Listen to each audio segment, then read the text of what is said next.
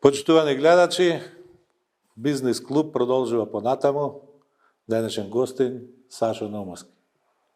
Добро дојдовте. Добро ја најдов. Како е витаминка? Одлично, председателят, спремна како никогаш до сега да работиме во овие предизвици на ова современо време и тешко време за работење. А Мадона како е? Мадона и одлично, како што знаете, спремна и секогаш за настап. Знај зашто ја споменува Мадона? Да. Тоа сакам прво да го расчистиме. Дали вие сте најголем познавач на Германија? Па еден од повеќе луѓе кои познаваат добро Германија и стварно Германија ми е фаворит земја за и туризам, и за бизнис, и за купување на опрема. И ја сакам Германија секогаш во мојот живот, се чувствувам добро, ја познавам добро, како што знаете и вие. Јас сум бил со стотици луѓе таму, али човек како ваш ја познава и влада е таа држава која што за мене е императив као наш најголем трговски партнер и земја која што е структурирана, не сум видел. Ви благодарам и морам да ви кажам тука дека последните 2 години имаме огромен раст на германскиот пазар. Со двоцифрени бројки растиме, имаме добри успеси и Флипсот е добро, Стоби Флипс позициониран Германија, сега и Цевитаната, имаме добри партнери и добро се развиваме на германскиот пазар. Супер. Многу луѓе ќе ми речат, кои што ги среќам и разговараме за нашите проблеми, Америка, водечката земја во светот, ви е стратешки партнер.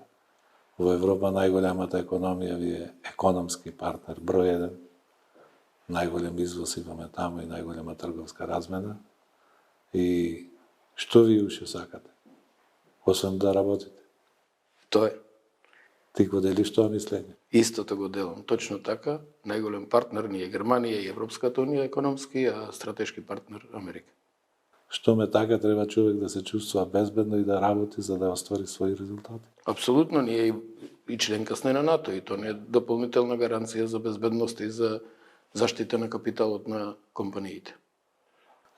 Многу често во тие дефинирања на нашите барања и така натаму до владата адресираме дека предпазливоста и сигурноста во иднината е најзначаен фактор за бизнесот. Како тоа се одразува кај вас? Точно така, сигурноста и предвидливоста е најголемиот фактор за бизнисот. Во моментот воопшто не ни е тема на размислување за безбедноста на капиталот. Едноставно само размислуваме да ја развиваме, да ја шириме компанијата, да инвестираме во нови погони, во нови производи и да освојаме нови пазари. Малку луѓе знаат дека вие сте и почесен конзул на Украина. Како действувате во овие услови? Па искрено да ви кажам, многу малце активности има. Веројатно и со самата ситуација што е апсолутно до сега 2 години сум нема никакви активности. Нема ни посета на Украина, практично и невозможно со војната. И не можам да се пофалам или да кажам позитивни работи од моето почесно конзулство со Украина. Тоа е чудна работа со оглед на фактот да секогаш и во кризните времења бизнесот бил некаков мост. Јас сега се чудам, неколку пати добиваме многу сериозни понуди за бизнес работка со Израел во време кога таму владее војна и така натаму, али бизнесот секогаш бил и ги премастувал тие бариери. Така да ние и понатака веројатно ќе продолжиме со таа наша мисија, која што е многу значајна. Па видете, во минативе 35 години, колку што се сеќавам добро од кога работам нешто, стално снимале големи предизвици. Стално не прателе војни, кризи, знаете, бивша Југославија. Ембарга. Сите тие работи успешно некако Македонија ги пребродила. И со тоа стекнала имунитет. Со тоа стекнала имунитет и имаме некоја предност во однос на другите земји, ние земји од Балканот, дека можеме да работиме и во такви кризни времена. Знаете дека со држава бизнес релациите, без разлика да што имаше војна во Босна, и меѓу српски и хрватски компании, меѓу македонски за време на конфликтот наш во Македонија со компаниите од Западна Македонија, ние не престанавме ни ден да работиме и веројатно тоа ни даде и поголем подстрек и поголема соработка меѓу нас и поголема кохезија во бизнисот меѓу компаниите. Витаминка е еден од нашите брендови над брендовите, кој што е познат во многу земји во Европа и во светот, али мислам да во регионот е водечки препознатлив, да речем, компанија со производи кои што се препознатливи и за широките асортимани и широките палети на производи кои што ги консумираат нивните граѓани. Каква одговорност чувствува човек што води фирма што се наоѓа на така високо позиционирано ниво? Огромна е одговорност. Знаена од потрошувачите. Огромна е одговорноста и можам да кажам дека практично за Стоби Флипс или за секој бренд, посебно за Стоби Флипс кој е значаен за витаминка на кој живее. Стоби Флипс е бренд над брендовите. Бренд на брендовите и премногу значаен за витаминка. Колку време е на таа позиција? Па од 78 е почетокот на производството, а веќе 80-тите години се зазема своја позиција во Македонија и стално е во врвот за 90-тите години да бидеме топ бренд и да некој период во 90-тите години дојдеме 80% од пазара. Сега држиме околу пола, 50-60% од пазара. Така да одговорноста е преголема. Практично се грижиш како за свое дете. И мораш да го одржуваш. Можеш да го држиш, апсолутно. Твојот татко сум имал интервју со тој господин кој што можам да кажам дека е уникатен во македонскиот бизнис и впечатлив беше почетокот како е почната витаминка за да дојде до бренд на брендовите, али никогаш не можам да поминам од помислата дека од кога знам Стопанска комора за себе, ја врзувам некако за витаминка. Секогаш витаминка, Симе, Саше били присутни во комората и секогаш таа институција значела нешто за нив. Зашто? Па видете, мене ми е пренесено од татко ми, морам да кажам дека комората значи премногу за бизнисот во Македонија. Комората, се што сакаме да артикулираме, да кажеме во однос на недостатоци на работењето во Македонија, што промени, ние го кажуваме преку комората. Се што ни требало информации за странски пазари, ние сме ги добивале од комората. Се што ни требале едукации, премногу едукации што ги има комората, сме ги користеле максимално. Така да ние го гледаме многу поврзан нашиот успех со комората. Голем дел, многу Од резултатите се должат на работењето на комората и блиската соработка на витаминката. Често ние кога ќе разговараме за господинот Симе, имаме впечаток дека таква посветеност, точност, прецизност, одговорност према институцијата на личност немаме средно. Дали тој тоа го носи со себе секаде или тоа беше изразено за оваа организација? Посебно за комората. Посебно за комората. Тој имаше политички ангажмани, имаше и ангажмани во спортот, но за комората стално му беше на пиедесталот. Никогаш немаше Во да... негово време регионалната комора беше број 1, он беше председател и еден од Апсолутно основачите стално на џИ. време за комората имаше и сите состаноци На на време комората. подготвен, дојде све и така натаму представуваше пример за сите нас како треба да се однесеме. Јас знам како се подготвуваше. Недела, две пред тие состаноци, ваши управни одбори, извршни собранија, што Он се припремаше. тој ги земаше податоците од комората, ги бараше И со службите од комората. никогаш не се страмеше да каже нешто ако не знае да праша еднаш, два пати, три пати, така натаму да дојде до најдоброто решение. Се подготвуваше потполно исто како за на седница на собрание, на седница на комора или да држи состанок во витаминка или за секојдневното работење на витаминка. Зашто? Немаше двоење на комората од секојдневните. Зашто Сашо Наумовски дојде во витаминка тек 96 година? Интересно прашање. Не знам. Јас се запишав на Технолошки факултет 1987 година и заминав на служување на војниот рок во Белград, во ЈНА тогашна. Но тогаш почнуваше превирањето, приватен бизнис се отвораше, Босна, че слушнеш некој во војска отворил мала фабрика, некој купил камиони, некој ова. И некое кршење на тоа да настана во мене да отворам некој приватен бизнис, тогаш некоја иницијатива. Ко се вратив од војска, Ти отиде као средношколец? како средношколец, По после тој закон, четвртата, да, да. И имам индекс од Технолошки факултет. И најтешкиот момент ми беше да му соопштам на татко ми дека јас не сакам да одам в Скопје да студирам. Дека сакам да студирам Прилеп на економски факултет и сакам да правам мој бизнес. А тогаш економскиот факултет беше со реноме висок. Да. Вие знаете дека цела Јужна Србија, Централна Србија студираа во Прилеп, цела Македонија, Источна Македонија, многу студенти беше со високо реноме факултетот во Прилеп. И прифати татко ми, виде дека одлука е моја донесена, јас почнав приватен бизнес со мој вујко, отворивме фирма една за транспортни услуги, тогаш здружување на камиони беше интересно, некој здружување, некој Салида. Да. И денеска Да, постои екзистира и јас кога се запосли Витаминка, му ја став на вујко ми се продолжи да си ја работи фирмата, тука завршија моите активности и ангажмани во Салида, до тогаш до 96 година работевме. Транспортот го работеше вујко ми, јас му фактурира, му ги водев сметкоставите. Значи ти почна од нула да учиш надвор од Витаминка. Надвор од Витаминка. И во Витаминка дојде као веќе... Дојде од 96 година. Тогаш ги поминав сите тие и надворешно трговско работење, извози во Србија во време на ембарго и увоз на сировини од Шведска за потреби на Србија, од кокос од Шри-Ланка, црн бибер за потребите на Србија. Практично тогаш има голема соработка со Хари Аџиристевски, председател на ФФМ, и Јацуле Забрчанец, кој ја работеа Пионир. Да, точно. И тие правеа извоз за Пионир сировини одавде, а јас ги увезував сировините. И та соработка и то пријателство, така го сработивме. Но завршувањето на ембаргото 96-та во Србија, бизнисот со извоз за Србија заврши. Практично србите почнаа да се увезуваат сами и се најдов во една ситуација да морам да менувам бизнис.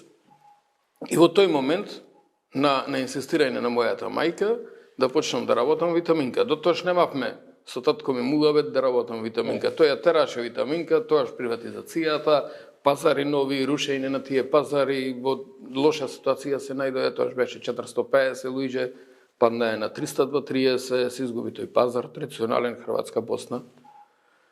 И драстично падна приходите на Витаминка и немаше вака некој муавет меѓу мене и него да јас работам во Витаминка. Јас си оватив мојот пат, мојот бизнис. И што затекна ти во Витаминка 96-та година, а што е направено до денес? Вака се. Значи, почетоците мои беа како комерцијалист за терен Скопје. Не во бројки, во 96-та. Што значеше Витаминка? Витаминка во тој период беше 340 вработени. 340 вработени. Имавме вкупен приход 14 милиони марки, од кои пола Македонија, пола извоз во марки тогаш. За сега, во овој период, ланска година, да ја завршиме со нешто поечки од 57 милиони евра, вкупен приход и 670 вработени. Тогаш имавме една фабрика. А бевте на иста локација 96-та? На иста локација. На истата локација тука. Првата фабрика, основањето и хедквотерсо, седиштето на компанијата ни е тука во Прилеп, не е променет. Само што отворивме нова фабрика 2006 во текстилната индустрија Политекс на 2 километри, после купивме Брилијант 2018 трета фабрика и 2020 пред короната отворивме фабрика за производство во Косово, заедничка инвестиција со нашите партнери од Косово. Кога е направен најголемиот извозен подем на Витаминка? Најголемиот... Кога тргна извозот? Ние, морам да ви кажам дека кај нас работата се работи на стабилен извоз и стабилни планирања. Ние немаме скокој ниту во извоз, ниту во домашен пазар. Филозофијата и на татко ми и наша е да полека растиме, полека ги усвојуваме пазарите и да бидеме стабилни на тие пазари. Не ни е целта да сега продајме милион евра, дали година имаше да го промена немаме. во стратегијата од домашниот пазар према странство? Различни се работите и пристапа на пазарите. Домашниот пазар ги имаме комплет, дистрибуција, логистика, транспорт наше. Све. Странските пазари ги работиме различно. Косово работиме со еден извозник, Србија со еден извозник, увозник таму што ни е партнер, Босна, Црна Гора, а Хрватска работиме со 26 компании. Со 26. Со 26 компании директно работиме со сите ланци на маркети, вклучувајќи и Lidl, Kaufland, NTL. Све што е присутно. Се што е присутно, нешто што значи во трговијата во Хрватска, работиме директно со Хрватска. Во Бугарија имаме наша фирма, ние увезуваме, имаме 3 поддистрибутери регионално во Бугарија. Са Грција работиме исто како Хрватска, кој ќе се јави, соработуваме и таму и расти продажбата. После решавањето, после проблемите кои ги имавме, со името, работата година во година си расти. И добро расти. Двоцифрени се растовите, бројките се по 20-30% растиме секоја година. Долго време си во структурите на Стопанската комора и заеднички се бориме за создавање на еден амбиент поинаков и подобар кој што ќе е. И сме ги дефинирале сигурно многу пати приоритетите према условите кои што постојат и така натаму. Што би извел ти као 3 најголеми проблеми во овој момент што влијаат на работењето на македонските компании? Моментално најголем проблем е работната сила. Работната сила. Тоа е број 1, Ти единствен се и најголем. согласуваш со тезата дека ако не беа кризите финансиска, здравствена, енергетска, најголем проблем ќе беше тоа. Точно така. Најголем проблем работната сила. Во овој момент, Што значи за витаминка тоа, да ни објасниш? видете, за витаминка во моментов се уште немаме криза со работна сила. Ние се уште важиме како добар работодавач во Прилеп. С непосакуван работодавач. И ние имаме во Прилеп 550 вработени. Но се чувствува кога треба да оглас да примиш луѓе, порано биле 30-40, сега се 20-тројца, сужен ти е избор, не можеш да најдеш, се заменува многу лесно и ако инвестираш во ниво работната сила, ние редовно инвестираме, знаете добро, на сите обуки во комора се присутни наши луѓе, CEO middle management го праќаме на обуки ширум светот, топ менеджментот исто така, но слушајќи ги другите компании во Прилеп, посебно во комората во Прилеп, драстично е паднат и квалитето и слободната работна рака во Прилеп. Значи тоа као сериозен проблем постои, екзистира и треба да се решава. Треба да се реши. Какви се вашите искуства со дуалното образование? Па, ние бевме првата компанија која подпиша договор со проектот кој го финансираше германската влада преку германската амбасада и го почнавме уште пред 6-7 години. И првата генерација на деца веќе пред 2 години излегоја, 5 деца кои ги стипендиравме ние, кои ги поддржавме во таа. И можам да се пофалам дека едно од тие 5 деца продолжи на факултет и добро се развива, го пратиме. Едно се замина одма Германија, 3 подпишаа договор да работа со нас. Сега знаете дека работиме на создавање на вештини во високото образование, што се потребни за интересите на бизнисот, а тој процес ќе продолжи континуирано и јас ево по 100 пат повторувам дека најголемата задача на комората во наредните 10 години ќе биде да представува мост меѓу потребите на бизнисот, на кадарот, од бизнисот и образованието. Бранко, тоа мора што побрзо да го спроведиме.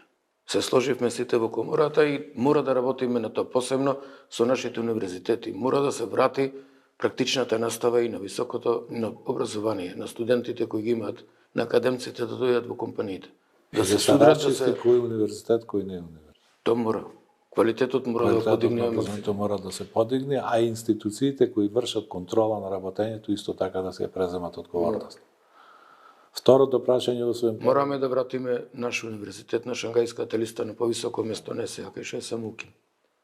Секогаш второто прашање била ликвидност. Ликвидноста, да. Што значи тоа? Ликвидноста, второ прашање, посебно последниот период се осеќа пад на ликвидноста на компаниите во Македонија. Се осеќа меѓусебните плаќања. Меѓусебните. А од државата? Има одредено каснење, мада сега се зафтаса проблемот со ДДВ-то, го знаете многу добро. Елаборирано е тоа. Него дали има каснење, да речеме, од јавните предпријатија? Ние искуство немаме. Не учествуваме на тендери, не работиме со државата директно. Нашите производи се продаваат нормално во државните институции, ги има за потребите на катеринг или на бифината во државните институции, меѓуто директно ние нигде не учествуваме.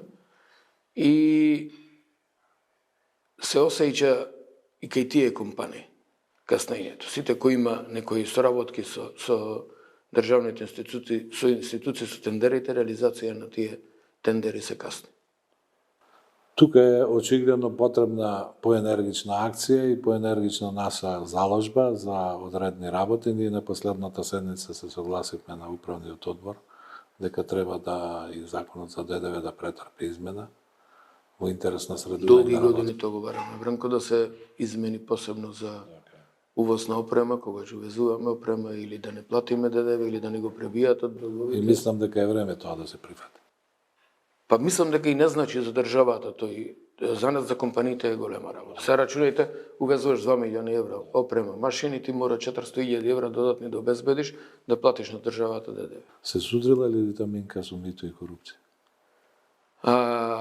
Ние како компанија, пак ќе се вратам на тоа, важиме за голема и не се осудува некој Се судува да... нешто да направи. Да, и некако важиме како државна компанија и немаме такво искуство Што да кажам. значи дека корупцијата би требало да цвета кај помалите фирми, Тоа е многу застапено. застапен во тие односи со држава. Па гледате, секој ден се излегуваат нови афери. Вчера инспекторка некоја не книмаше, други случаи каде корупцијата и мислам дека веројатно ќе се сетиш и ти 96-98 кога идеш Европска унија во Македонија поствоениот период од бивша Југославија, ни укажуваа многу дека корупцијата е рак рана и ние сите на тие укажува и не се смеевме. Кој може да ти побара мито тебе ако појдеш на лекар или кој може да те корумпира да направиш некој тендер. Сите се знаеме, сите толку е мала Македонија, но после 25 години вака, ако направиме ретроспектива, многу исправно било укажувањето што ни кажувале тие странски стручњаци кои идеа, политичари странски, и многу исправно било, гледаме колку е навлезена корупцијата во сите пори на животот. Дали во образование, дали во здравство, дали во бизнес. Дали вашите деца се инкорпорирани во системот на витамин? Апсолутно, работат и син ми и черка ми. Тоа е трета генерација. Тоа е трета генерација и по некое правило татко ми што наметнал, еден брачен другар работи во витаминка, вториот не. Негото размислување дека маж и жена 24 сати. Да, апсолутно. Апсолутно. Син ми работи во Прилеп, беше до сега брзо директор на транспортната фирма која имаме Вирут во Витаминка. Од пред 2 месеци се префрли во Витаминка, после 4 години работи во Вирут и претходна година и пол во приватна компанија. Истиот принцип го пратив да не работи во Витаминка од почеток, да осети малце некој да му дава задачи и одговорности. Работеше година и пол во таа фирма, после година и пол дојде во ова транспортно предпријатие, малце да се научи како е да комуницира со луѓе, со возачите, добро е изработи таа работа, 4-5 години е директор на таа компанија и успешно и позитивно е работеше и добри релации со колегите таму, 50 возачи што ги имаме на возила. Изгради добри релации, си направи добар статус во Вирут и после тоа, од пред 2 месеци, го вклучив и во бордот на директори во мојот оперативен тим, како член и помошник директор по оперативни работи. Супер. Со тоа вака некако заокружуваме за витаминка, која што е бред на брендовите, која што за комората представува многу значајна членка, која што за Македонија представува гордост, витаминка и Прилеп. Многу луѓе ќе речат тоа исто. Ние живееме во Прилеп, екзистираме во Прилеп, фамилите ни се во Прилеп, секој ден сме во Прилеп и незамисливо е ниту моето мислење, па и од татко ми, од син ми да бараме друга алтернатива од Прилеп. Го сакаме Прилеп, си ја сакаме компанијата, со луѓето, знаете како сме поставени, сме присутни во градот секој ден, кога сме слободни. Сосем нормални луѓе. Најнормално си функционираме и добри релации, добри односи со цел Тоа е град. вака за почитување. Па јас се гордеам со тоа. И гледам мои партнери кои ќе излезат ме изград да му го покажам, се чудат како еден директор на таква компанија со 670 вработени, со 50. Како Прилеп успеа да задржи толку од фирмите, за разлика од другите градови, од бизнисите и да развие нови бизнис? Бранко, Прилеп секогаш бил и револуционерен во минатото, но и бил и прв во Македонија со бизнис. Така. И 68 бил на ниво по GDP со Марибор. Ако се вратиме назад, веројатно ги знаеш ти подобро тие податоци. Меѓутоа, да речеме, и Битола беше така, меѓутоа во овој период, ево тука е до вас и така натаму, не успеа да го. Прилепси е град со намус, Прилепси е град со поголемо чувство за свое, некако да кажам. Прилепси сака своето. Прилеп е... Не можам да споредувам со ниеден друг град, како да ти кажам. Прилепси е... Има мајтап, има почитување, има добри конекции меѓу луѓето, фамилиарно, слави, се оди, се држи та традиција, се сака компаниите прилепски. И задржавме доста компании. Мада и многу изгубивме Тука во пред таа транзиција. известно време на тоа столче седеше и Митко Јанчев, нашиот добар другар, градоначалник и собственик на Гожувчанка. Јас се радувам кога ќе слушнам мали општини со ваков капацитет. Значи, Кавадарци, Прилеп, Самене и Струмица се три општини кои што стварно во овој период изнад очекувањата постигнаа одлични резултати во прилагодување. И Штип. И Штип. И Штип. Да. И Штип има локални бизнесмени, добри, јаки, кои екзистира во Штип исто. Јас би го додал и Штип тука. Да, нарочито после вашата аквизиција. Па добро, успешен беше Брилијант и сумите предходно. Брилијант. Не зборувам за ова, него за соработката со другите фирми таму. Да. Да, ја имате сигурно. Посебно сме присутни таму после 2018 го гледаш градот како живеј, е започитува и не Штип. Тоа е баш теза која што треба да се помогне во Македонија и да се изврши тој процес на децентрализација, затоа што на ваков начин со концентрација во Скопје мислам дека губиме сите. Неминовно е. Неминовно Неминовно е владата да почне да размислува не само за таа максимална децентрализација, туку мора да се размисли и да преместување на министерство во внатрешноста. И министерство. Па култура и туризам зошто би било во Скопје? Зошто да не биде Охрид? Земјоделие зошто да не биде Битола? Да. Таму ни е најголемиот комбинат, најголемата Пелагонија ни е во Битола. Зошто и тоа да не се размисли во владата? Па имало такви размислувања, меѓутоа не сме имале. Ја мислам дека е добро, ќе се растерети Скопје од овие гужви, ќе се растерети и максимално и од приливот на работна сила кој иде за да работи во јавната администрација. Мислам дека ќе има повеќе кратен корист за државата. За Таа сум за необични форми кои што досега не сме ги применали и треба да ги примениме овој за да видиме резултатот тоа. Прилеп како град долго време имаше најдобра регионална комора и сега тие фирми се обединети и така натаму, се значи покажа капацитет заеднички што е основа на бизнисот. Дали ти гледаш поделба во македонскиот бизнис или гледаш сплотеност која што е многу значајна за постигнување на целта? Па ја не чувствувам поделба во македонскиот бизнис. Ти рече неколку пати во разговор, затоа го потенцирам. Не чувствувам воопшто поделба, не. Ја можам комотно да кажам дека кога интересот во прашање баш функционираме буквално како американците. Имаме интерес, соработуваме, сме најдобри пријатели. Единствено што сме плюс од нив, што и ако не соработуваме одреден период, релациите ги држиме. Да, тоа е добро. Во Америка се раселува, се села и ги губа тие релации. Дури работиме, кој не работиме, се разделува. Ама ние ги одржуваме тие релации. Без разлика, ние сме престанале да работиме со неколку компании, ги смениле бизнисот, не работа повеќе во нашава струка, почнале со намештај, почнале со автоиндустрија нешто. Но ние ги одржуваме релациите. За да бидеш бренд на брендовите, треба да бидеш и обштествено одговорен. Да, апсолутно. Витаминка тоа го покажала на 1000 начини, така? Ние нема настан во Прилеп што не сме присутни. Театарските игри во Војданчев Надрински, ја не можам да ти кажам од која година точно, но кога дојде 96-та, долги години сме биле како еден од покровителите и од тоаш навака до ден денеска сме еден од главните спонзори на театарските игри во Војданчев Надрински. Победа, редовно, ракометен клуб Зедовме, женскиот го држиме ние, женски фудбалски клуб државме ние, други екзистираше. Настани спонзорирате. Сите. Некој имаше фестивал во Прилеп, некој фолк фестивал, спонзори на тој. Едноставно сакаме да нешто се случува во градот. Сакаме културните манифестации да се присутни. Пивофест, ние немаме директен бизнис со Пивофест. Немаме интерес ништо.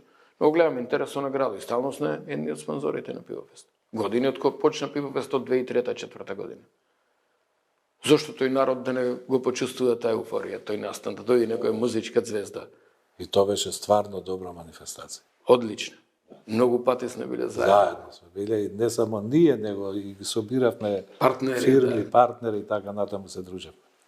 Ти долги години беше и во раководството на Фудбалска федерација. Да, бев од 2003 година до 2011. Околу таа федерација се слушаат разноразни приказни, вистини, полувистини и така натаму.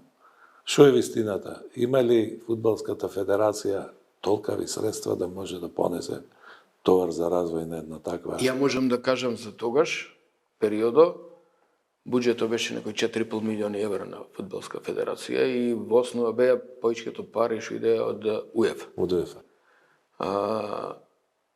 Структурата на луѓето беше некоја малце поинаква, малце интелектуално повисоко ниво. Тогаш го наследивме тој управен одбор Дзинго, па Ламбе, па дојде Хари 2003 година. Но морам да ви кажам што не ми се допадна однатре кога ги гледаш работите.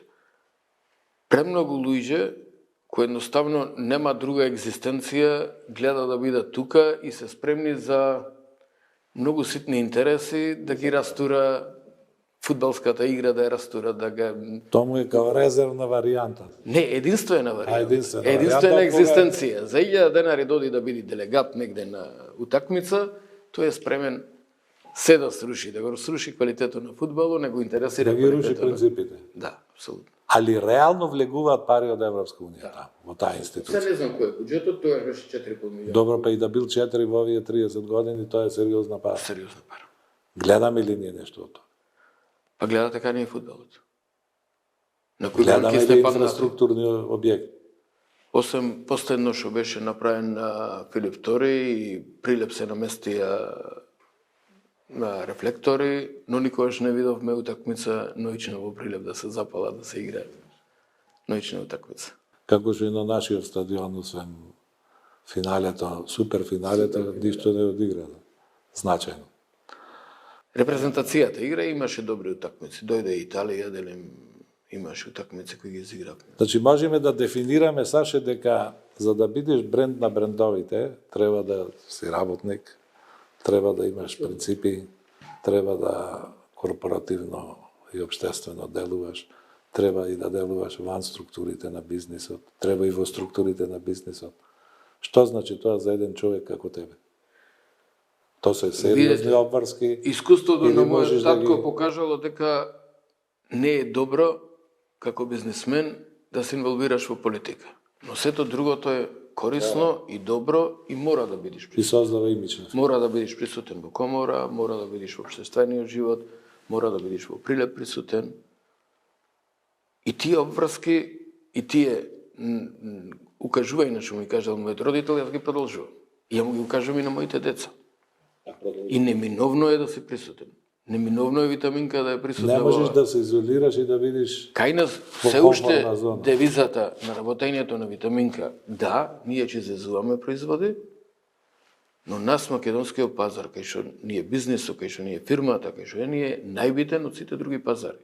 Најмногу Македонски. трошиме, да, за реклама, за спонзорства, тука. тука во Македонија. И се уште македонскиот пазар ние 51-2-3% во однос на извоз. Дали Саше време има за своите другари? Па успевам да најдам и успевам да ги одржам релациите со другарите од детството. Јас имам добри пријатели, многу, но најдувам време за моите 4-5 другари од детството кои ги одржуваме и кои сакам тоа друштво да остане до крајот на животот. Зошто Саше е нон-стоп насмеан? Толку му е добар животот? Па не се работи за добар живот, едноставно ми е во крвта да бидам позитивен, стално сум оптимиста, стално гледам решенија на работите да бидат позитивни, да најдам. Ама ти со тоа даваш оптимизам и кај луѓето околу тебе. Па со мојот тим така работиме. Стално сум јас менаџер кој сакам да ги слушам моите колеги, не давам наредби, едноставно бараме решение заедничко. Со мојот тим, кој работиме секојдневно, оперативниот тим, кои си решаваме секојдневно проблемите, единствена разлика што од мојот родител до јас, што тој се знаеше. Понеделник во 8:30 сато е состанокот, трај до 12:30, до 1, до 2, до колку треба и се разработува точка по точка со дневни редови. Кај мене нема фиксна дата и термин и сатница на состанок. Кај мене се свикува одма, кај мене влегуваат сите мои колеги, кај мене отворена Добро, тоа е канцеларијата. метод на работа, така. И ги гледаме да ги решаваме заедничко. Правиме брейнсторминг, сите даваме мислење на идеи и израдуваме став како ќе решаваме проблемот. Значи, можам да Али констатирам... никогаш не давам терет и на колегите да му дам дека ова е проблем кој не можеме да го решиме. Можам да констатирам дека може сат време да се разговара само за позитивни работи. Па ја би сакал да разговараме само за позитивни. Признам дека негативните ни дојдоа преку глава. Сат време може да се употреби и да се видат и анализираат нештата. Зарем не му се доволно и вестите на народот да ги слуша полни со негативни работи? Па И уште мислам ние дека- дозволуваме за негативни ама не, работи. мислам дека веќе и тоа те Па нема секој вести, секој дневник се ударни вести со негативни работи. И баш буквално тезата Не, вест дека само лоша вест е добра вест. кучева касна човек, него човек касна куче. Мислам дека тие флоскули се употребуваат да се прикрие неспособност, а неспособноста се повеќе ќе биде изразена во јавност, затоа што во овој систем све е мерливо. И таа мерливост ќе доведе до предимство на, да речем, позитивните одредници во општеството. И така ќе бидат тие третирани во понатамошниот период и звезди ќе бидат токму тие луѓе. Па мислам дека 35 години или 32-3 години до самостојањето на Македонија беше добар период да некој чистилиште настани сите тие луѓе кои беа случајни во бизнисот, кои ни направија големо негативно мнение кај народот дека сме сите исти, се тргнати на страна. Мислам дека сега се останати бизнисмени добар ков кој може Македонија да рачуне на нив, компании добри, кој може бизнисот во Македонија да се ослони. Сигурно имаме 300 до 500 компании топ што може да се Што може клупат да- на европските пазари. Апсолутно. И тоа е чудо како тие во вакви услови успеат да се одржат, да го одржат нивото и да извезуваат во конкурентски услови на западниот пазар. Бранко, македонец со 500 години обстанал под Отоманската империја. Така да жилав е македонецот. И како бизнисмени сме жилави. Мора да Ама најдеш немој начин да чекаме сега 500 години. Сега дај да правиме за 5 години наредни. Или за 50. Мислам дека долги години уназад во коморското работење делиме исти ставови околу општата економска ситуација во државата и секоја сме биле на иста линија да премениме методологија која што ќе најдобро за бизнисот да може да тој постане приоритет во една држава и да како главен кохезионен фактор ги елиминира сите супротности што постојат во нејзе. Од сите тие напори што сме ги правеле, мислам дека најмногу време потрошивме на прашања кои што би се очекувало да бидат решени така за еден минут и се логични, како што се прашањето за холдинг друштвата, кои што сме единствена земја што немаме такво законско решение, или за член 218 од извршувањето, каде што имаме манипулација во извршувањето према општините и општинските јавни предпријатија, или да речеме со прашањето за парафискалните давачки и регулаторната гилотиња. Па, Бранко, регулаторната гилотиња сите се радувавме времето на кампањата на Никола Груевски дека ќе се спроведе. Што 2006 беше. 2008-2009. 2006 не угаше во изборите, а 2008-2009 сите тријавме раце дека таа регулаторна че ни го лесни Ама од тогаш работење. ништо не се направи. Апсолутно ништо. Не само регулаторната година. Се што Сега ние се не најави. мислеле дека во моментот ќе биде спроведено од владата и прифатено, апсолутно нашите барања не се да, во спротивност. технички работи се кои да во спротивност или зошто холдингот да не биде во Македонија присутен, да биде сегде во светот само кај на ден. Или економската емиграција. Никогаш не најдовме решение да ја решиме економската емиграција. Така е. Најтешкото решение за странски работници луѓе во кои везуваат градежните фирми кажуваат дека е Ќе влезиме влада, ќе влези во решавање на тешките прашања, најлесниот прашање што нас не оптеретуваат, ќе останат доминантни по 10 години. Едно време се носев со помисла да ви предложам да им даваме парастост на 10 години. Од недонесувањето на ово, од недонесувањето на тоа и така. помен. По мене тоа зборува, знаеш, за некој дисконтинуитет при промената на власт. Ако има За жал. континуитет, знаеш дека тоа Уствари, секогаш дискусиите во комората биле околу три клучни диспаритети. Немањето на диспаритет клучен помеѓу трудот и капиталот. Работниците како да не се задоволни од газдите, газдите од работниците. Второто прашање е прашањето меѓу активното и издржаваното население. И третото околу тој континуитет на прописи. И мислам дека на тие прашања треба нон-стоп да се наврати човек. Нон-стоп треба да притискаме владата, нон-стоп треба да ги бараме да се решават тие проблеми. Не знам, онова Дали што го приметувате констатира дека и во ти, последно време иницијативите на Стопанската комора некако се ограничуваат на самата себе, со оглед на тоа да академијата, универзитетите некако како да се во застој во општествената активност. И нема присутни со предлози за решавање на општата ситуација. и универзитетите, и академијата, Невладиниот сектор, се некако медиумите. анемично и повлечено. Не знам зашто така. Да. Единствено капаа се симни на синдикатот. Најактивни во моментов се синдикалните организации. И медиумите. Медиумите вадат случаи, информираат за актуелни настани и така натаму. Али овие другиве структури мислам дека не партиципираат доволно и дека треба некаков Поактивни, да. Треба да се иницира поичке, да се стимулира и академијата да излезе од својата успеност некако, да почне да ги прави ова што беше предлог последен, стратегијата 2050 Македонија мора активно да се вклучи, мора да се барат решенија и за заменувањето на луѓето, се види зашто, што е причината за толку одселување на народ, дали е само економската, инфраструктурата, што ја мислам медицината не е од проблем, ние немаме здравство, но и тие луѓе кои заминува повторно се враќа овде за лечење, за лекар, за снимање, за крв прегледување. Сите работи што му се потребни со здравјето се уште овдека ги бркат. Не користат здравствено осигурување здравствени установи во Германија или во Италија каде е прескапо за нив. Мислам дека и ова што констатира ти пред малку, дека промените на власт долго време се случуваат и промени комплет додолу до сета хиерархија на раководењето, си го тоа губење на чекор со современиот свет. Сите тие промени, нови кадри, нови обуки, нови учења. Единствено светла точка, некој податок видов, Министерството за финансии, истиот тим 30 луѓе што работат буџетот се 20 години уназад од времето на Трајко Славевски министер или претходно кој беше, истите тие луѓе го прават буџетот секоја година.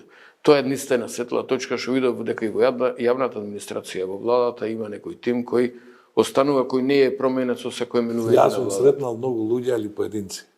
Овде као тим да се согласувам, али во администрацијата имате многу писмени, професионални луѓе, као го викаш, али као поединци. Во Царинската управа сум среќал управата за јавни приходи во други институции што се важни, Агенција за храна, ветеринарство и така натаму. Меѓутоа, мислам дека тенденцијата треба да оди во таа насока да стимулацијата изразена преку платата и преку други погодности во државната администрација мора да се зголеми за да може да се практично носи со проблемите на компаниите. Во спротивно би настанал диспаритет. Вие би отишле напред, они би останале назад и би биле нон-стоп по колизија. А тоа ќе треба да се направи на сметка на бројноста, а е присутно сигурно. Значи, во спротивно, ние ќе дојдеме односно треба да се намалува бројот, а да се зголемуваат стручниот кадар и да се тој плаќа. Не дека немаме стручен кадар и во јавната администрација, го каже и ти. Да. Имаме добри стручњаци кои ги познаваат струките. Но мислам дека има премногу кадар кој не заслужува да е на некоја позиција, а кадрите кои се стручни, ова се на пониски нивоа во раководењето, во управувањето во таа јавна администрација. Некако маргинализирани. Дали самата тој апарат чиновнички ги трага успешните, дали то полтронство ги уништува успешните Често ме луѓе. прашуваат и луѓето и фирмите околу тие прашања, ние имаме готови рецепти, тешко е да се спроведат затоа што имплементацијата во Македонија оди тешко. Како би го разрешиле прашањето со бројот на административците? Би го разрешил на тој начин што би го врзал за растот на GDP-то. платите таму и тоа нормално ќе направи ситуација. Така и брзано и сега со растот на GDP-то и платите растот и сега брзано. Ние мора да се превземи да се бројот на јавната администрација намали. Не се спроведува. Не се спроведува. Па тоа е проблемот. Втората работа, дали има решение за ова што зборуваме за зголемување на платите и така натаму, на стимулативните мерки кои што ќе привлечат таков кадар. Мислам дека тоа е решливо и треба да се земат западните принципи. Премногу се дава важност и значај на прашањето на минималните плати. И платата е категорија пазарна. Значи, никој во Витаминка не размислува на таа минимална плата од 21 или 22.000 денари. Ние за да ги одржиме нашите, да ги задржиме нашите луѓе вработени, да ги задржиме мотивирани да работат секојдневно, ние мора да креваме платата. Мора да ги подобруваме условите на работа. Мора да најдеме соодветни наградувања на други кои не се предвидени со наградувањето во платата. Дали Family Day, дали патувања, дали не знам други награди, 10 години награда, 20 години награда, 30 години награда, цело време само најдуваме некој породилното отсуство го зголемивме за 4 месеци кај нас прилагодување на мајчинство, не е 9 месеци, плюс 4 месеци на скратено работно време на 4 сати. 5% за трето дете давам без разлика на двајцата родители. Значи цело време го работиме тој. Премногу се дава, верувајте, ја не знам, ова е слободна земја. Никој не може да го задржиш на работа ако не го платиш добро.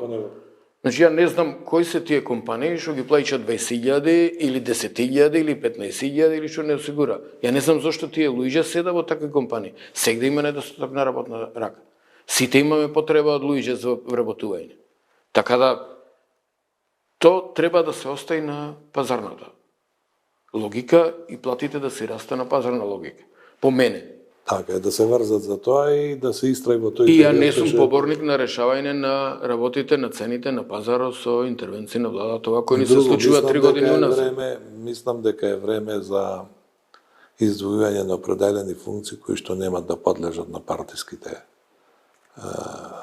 да речем. Мораме тоа да го направиме најбрзо. Значи, тие служби што се стручните, што се царина, управа за јавни приходи, Агенција за храна и ветеринарство, рековме, стандардизација и така натаму, кои што се клучни за работењето на компаниите, мислам мора да се Ја многу деполитизира.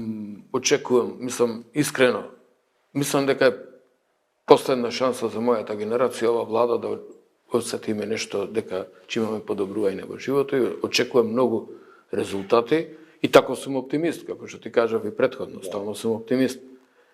И мора да се воздигни над партиските интереси владата и да ги најде решенијата за правите стручњаци на прави места. Тоа е да се повидиме по декларацијата што ја донесовме за 100 годишнината од нашата независност, дека наредните 10 години ќе посветиме на бизнисот, од комора. Да. Дека ќе ги посветиме на бизнисот. И дека тоа ќе биде приоритет. Само тоа е решението, затоа што тоа е врзнато. Па ја мислам дека едно од големите патриотски работи на секоја влада, на секој човек кој живее во Македонија, патриотизам се искажува и со придонесување за државата, со добро водење, менеджирање и плаќање на даноци, придонеси и одржување на... За мене најголем. И тоа треба да се истакне и мислам дека тоа е некоја цел која што треба ние во бизнис асоциациите да ја негуваме.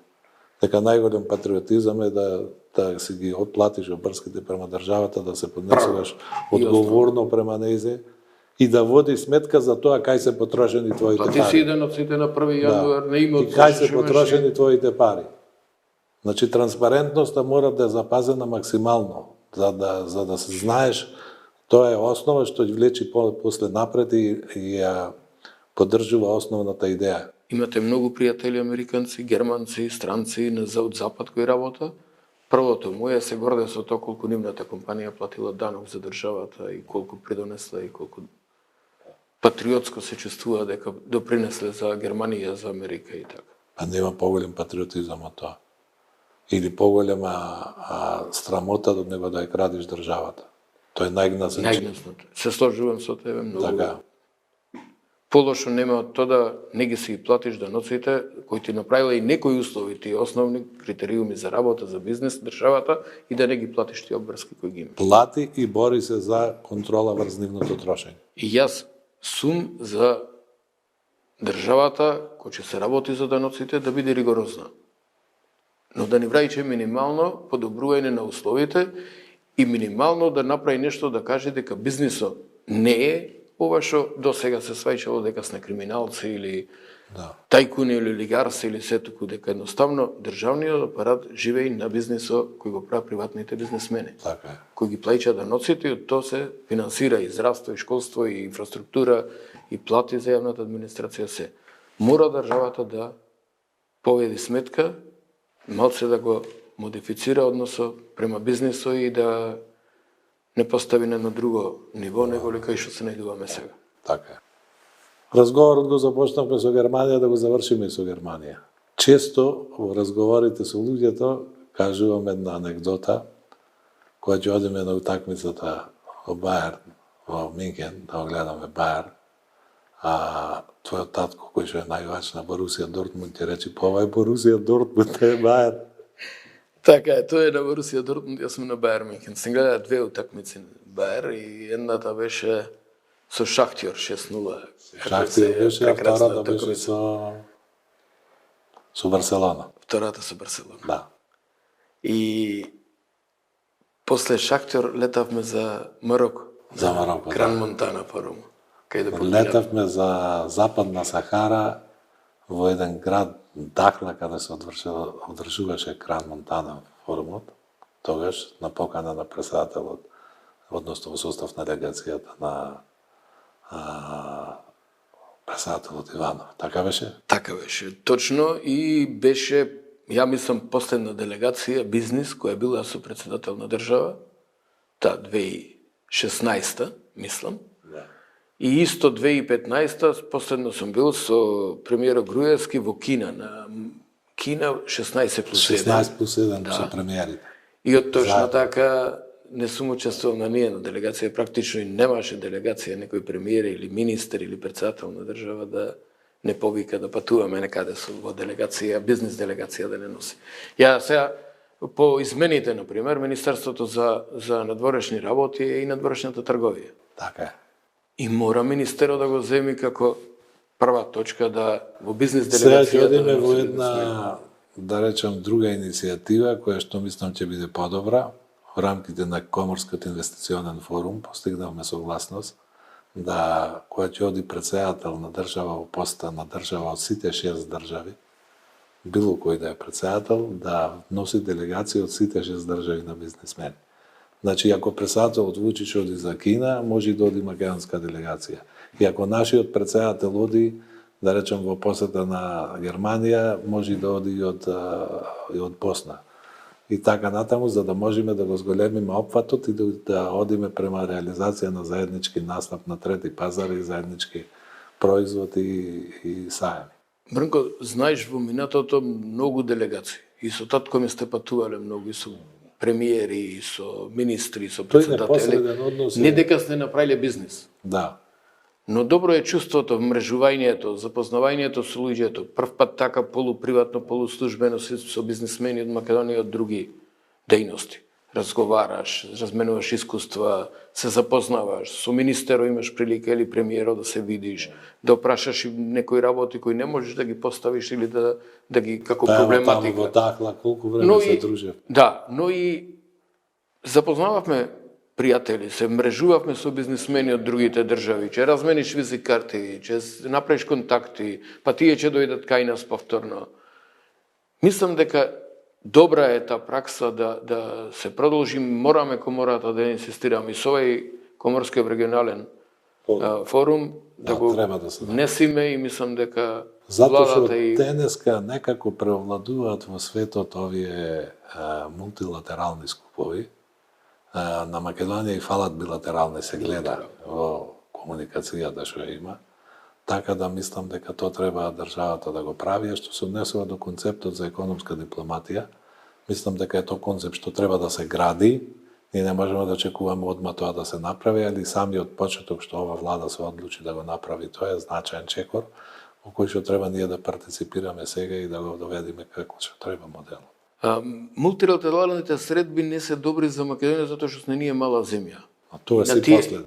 Тука си последен. Никој не се му интересен, сите трча по големите. Да. И најбитно е за нас билатерални средби, кај што имаш, разговараш, вечера, форум си направил, се презентира фирмите, коморите и најдобри се билатералните средби. Во однос на таа економска дипломатија, последен состанок беше во комората, не знам дали се сеќаваш, Владо Пешевски беше вице-премиер на моје барање да ги спои тие промотерите економски што беше владата, затоа што моите искуства и по саеми, ќе дојде економски промотер, не знае што да работи, бара инвеститори, но не може да ја промовира државата, фирмите не може да промовира, не знам, имав искуство Дубај, имав искуство Германија да се сретнам со економски промотери и моето барање беше да таа економска дипломатија да се вклопи, да, Октоберфест, беше да се вклопи таа економска дипломатија во амбасадите и да практикуваме познати бизнисмени, да праќаме кој може да отвора врата, кој знае што треба за бизнисот, не знам, кои работеле во бизнисот, дали во индустријата за железо, па да пратиме некој во некоја земја кај што има интерес Македонија, па да направи состаноци за фирмите кои работат со челик со железо, дали за прехранбена индустрија, да направи фирмите или трговски. Мислам дека треба владата да почне да размислува во тој правец, луѓе со искуство кои работеле не само да ги бараме дипломати или да ги бараме професори од факултет да одат во таа економска дипломатија и амбасади и амбасадори да бидат. Мора да се осврни како порано што било, што оделе и амбасадори луѓе од бизнисот. Значи, со председателот во Дахла, ако се сеќаваш, изгледа подобро него се Ишелите, али нажалост не е отворена уште за ова. На утакмица со банкарите во Михен, на концерт на Мадона во Келн, на Октоберфест со градоначалникот. Октоберфест со градоначалникот неколку пати. Сето тоа го може се во бизнисот и регионалната комора во Прилеп и Стопанската комора на Македонија. Ама со фирми како што е Витаминка. Ви благодарам, председателе.